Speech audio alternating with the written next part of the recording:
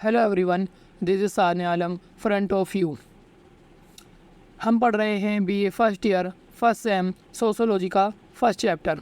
जैसा कि आप जानते हैं, हम इस चैप्टर की ऑलरेडी 8 वीडियोस बना चुके हैं और ये वीडियो नंबर 9 है। पिछली वीडियो में हमने पढ़ा था समाज शास्त्र की विषय वस्तु के बारे में, डेविस के विचार क्या थे, और हम डेविस के विचारों के 3 पॉइंट्स को कवर कर चुके थे और 2 पॉइंट्स हमारे रह गए थे। आज उन 2 पॉइंट्स को कवर करेंगे, जो है व्यक्ति और उसका समाज और सामाजिक परिवर्तन। सबसे पहले हम समझेंगे व्यक्ति और उसका समाज। तो डेविस ने अपने विचार पेश किए कि भाई हमारे समाज शास्त्र की विषय वस्तु के अंतर्गत हमें क्या करना चाहिए, व्यक्ति और उसके समाज के बारे में अध्ययन करना चाहिए। तो इन्होंने क्या पॉइंट दिए व्यक्ति और उसके समाज के बारे में, चलिए समझते हैं। इन्होंने कहा कि हमें अध्ययन करना चाहिए कि किस प्रकार मानव व्यक्ति समाज की उपज है और इसका समाज में क्या स्थान है। इन्होंने कहा भाई वो चीज़ देखो कि मानव किस प्रकार एक समाज की उपज है और आखिर वो जो हमारा मानव है, वो जो हमारा व्यक्ति है, यानी मैं और तुम, उसका आखिर समाज में स्थान क्या है। फिर इन्होंने कहा समाज विभिन्न व्यक्तियों को जन्म देना एवं उसका उपयोग करना। फिर ये कहते हैं कि भाई समाज के जो है विभिन्न व्यक्तियों को जन्म देता है और उनका उपयोग करता है, तो वो किस प्रकार उनका उपयोग करता है और वो क्यों जन्म देता है, हमें उस चीज़ का अध्ययन करना चाहिए। फिर उन्होंने कहा परिस्थितियों में व्यक्तियों की यति क्रियाओं नहीं है, सॉरी, क्रियाएं हैं, ठीक है, वो टाइपिंग में गलती हो गई है। तो इसका मतलब ये है कि भाई जो हमारा व्यक्ति है वो विभिन्न परिस्थितियों में किस प्रकार अपने आप को सम्मिलित करता है, किस प्रकार अपने आप को दिखाता है। अगर कोई मुसीबत आ गई तो वो अपने आप को आखिर किस प्रकार दिखाएगा, कहीं शादी है तो वो अपने आप को किस प्रकार दिखाएगा, गुस्से में अपने आप को किस प्रकार दिखाएगा और खुशी में अपने आप को किस प्रकार दिखाएगा। हमें इस चीज़ का अध्ययन करना चाहिए। फिर इन्होंने एक टॉपिक और बताया, वो है सामाजिक परिवर्तन। तो अगर हम सामाजिक परिवर्तन देखें तो डेविस ने बताया कि भाई हमें एक विषय वस्तु ऐसी रखनी चाहिए जिसमें सामाजिक परिवर्तन के बारे में अध्ययन किया जाए कि सामाजिक परिवर्तन चक्रीय रेखा में था या फिर सीधी रेखा में था, कि रेखा किस रेखा में था। फिर उन्होंने कहा कि जो भी ऐसे कारक हैं जो हमारे समाज में परिवर्तन ला रहे हैं, ठीक है, उनका अध्ययन हमें करना चाहिए। अच्छा, जो परिवर्तन लाते हैं उनमें जो बाधाएँ आती हैं, उनका जो प्रभाव हमारे परिवर्तन कारकों पर पड़ता है, उनका अध्ययन करना चाहिए। फिर सामाजिक परिवर्तन की गति को कैसे मापते हैं, इस चीज़ को हमें देखना चाहिए, ठीक है। तो ये जो 3 पॉइंट्स थे अभी मैंने यही कवर किए हैं कि सामाजिक परिवर्तन चक्रीय रेखा में किस तरीके से था, हमें ये देखना चाहिए। परिवर्तन लाने वाले कारक एवं बाधाओं का उन पर जो प्रभाव पड़ता है वो देखना चाहिए, और सामाजिक परिवर्तन की गति को कैसे मापते हैं। भाई ये जो हमारा समाज के अंदर में परिवर्तन हो रहा है, आज हमारा समाज कुछ और था, कल हमारा समाज कुछ और होगा, तो ये जो परिवर्तन है इसको हम कैसे मापते हैं, इस चीज़ को देखना चाहिए, ठीक है। तो उम्मीद है आपको ये 2 पॉइंट्स भी समझ में आ गए होंगे। चलिए चलते हैं अपने अगले टॉपिक की तरफ, जो है समाज शास्त्र की विषय सामग्री और सामाजिक संबंध। देखिए, विषय सामग्री और सामाजिक संबंध, इसमें बहुत ही गहरा जो है रिश्ता पाया जाता है समाज शास्त्र के अंतर्गत, क्योंकि बहुत सारे जो हमारे समाज शास्त्री हैं वो ये मानते हैं कि समाज शास्त्र की जो विषय वस्तु है ना वो सामाजिक संबंध ही होने चाहिए, क्योंकि सामाजिक संबंध जो है वो एक बेसिक यूनिट है समाज शास्त्र की, ठीक है। तो चलिए देखते हैं इसके पॉइंट्स में क्या है।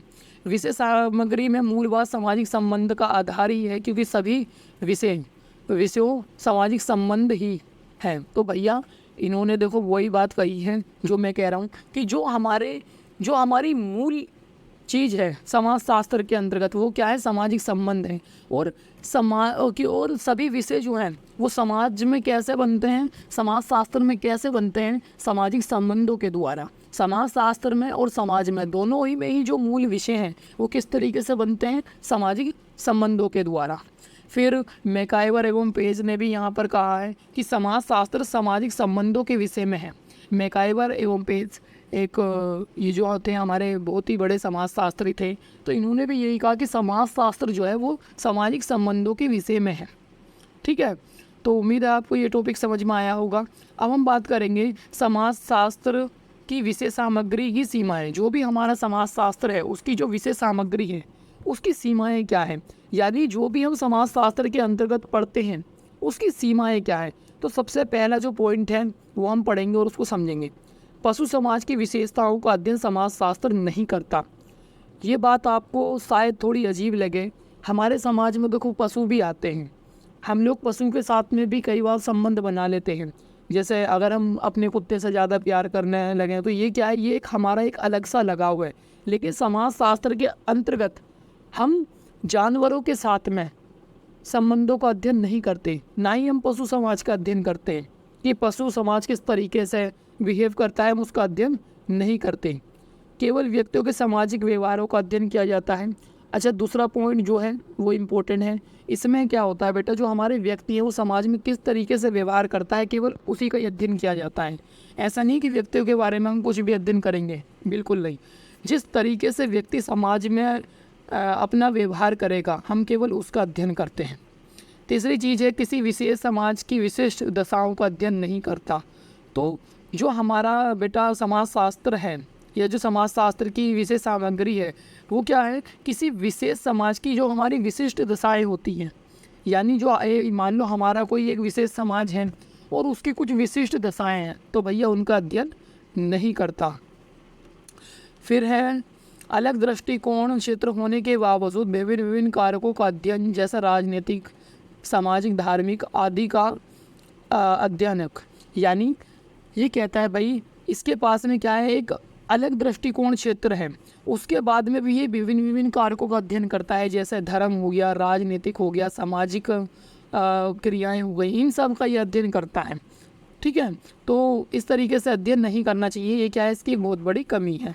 फिर चौथा पॉइंट हमारे जो समाजशास्त्री वो कहते हैं, कल्पना दर्शन का दर्शन आदेश समाजशास्त्र में कोई स्थान नहीं। ये कहते हैं भैया जो हमारा कल्पना दर्शन आदेश का समाजशास्त्र में कोई स्थान नहीं है, यानी जो भी हम कल्पना करते हैं, ठीक है, या जो भी हम आदेश वगैरह देते हैं, उनका समाजशास्त्र में कोई स्थान है ही नहीं। उसके विषय वस्तु के अंतर्गत ये चीज़ें आती ही नहीं है। और वो ये मानते हैं कि ये क्या है, समाजशास्त्र की जो विषय वस्तु हैं उसकी प्रमुख कमियाँ हैं। तो इतना ही था हमारी इस वीडियो में। उम्मीद करते हैं आपको ये वीडियो समझ में आई होगी। अगर नहीं आई है तो प्लीज़ एक बार इस वीडियो को दोबारा देखिए ताकि आपको ये वीडियो अच्छे तरीके से समझ में आ जाए। और यहाँ पर हमारी ये वीडियो एंड होती है। अगर आपको ये वीडियो पसंद आई हो तो प्लीज़ लाइक करें, सब्सक्राइब करें हमारे चैनल को और हमें सपोर्ट करें।